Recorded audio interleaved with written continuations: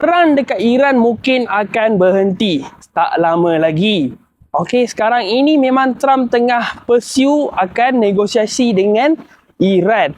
Dan dia pun dah bawa 15 point dia dah. Dan walaupun awal-awal Iran menafikan perkara ini, tetapi berita yang sahih mendapati bahawa top official dekat Iran memang tengah bernegosiasi dengan Amerika Syarikat.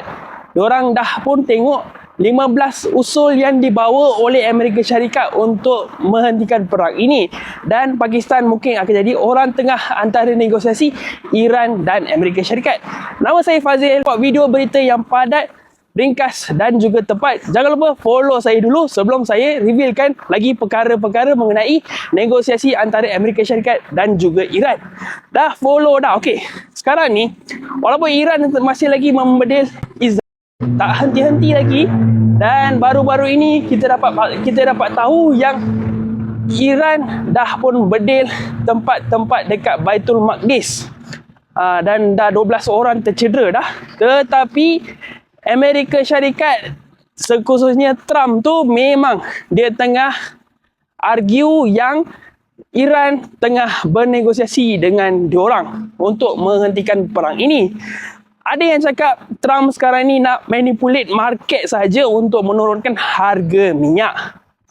Walhal awal-awal tu memang Iran dah deny benda ni, dan diorang dah cakap dah kita tak ada negosiasi dan kita nak perang sehingga menghapuskan musuh-musuh Iran. Jurucakap Iran yang bercakap lah. Tapi kali ini dapat satu berita yang sahih, memang Iran tengah negotiate.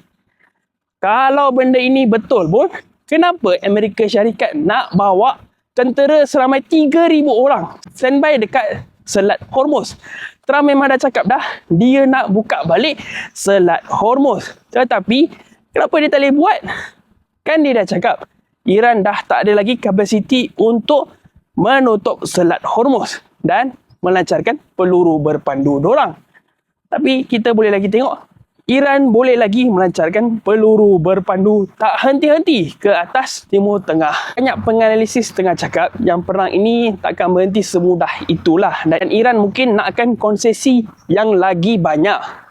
Ini hanyalah tipu hela Trump untuk mendapatkan lagi masa nak kumpul lagi tentera dekat Timur Tengah untuk melancarkan perang yang lagi besar, ataupun dia nak tunggu untuk Kongres approvekan lagi 200 bilion US dollar untuk meneruskan lagi perang ini.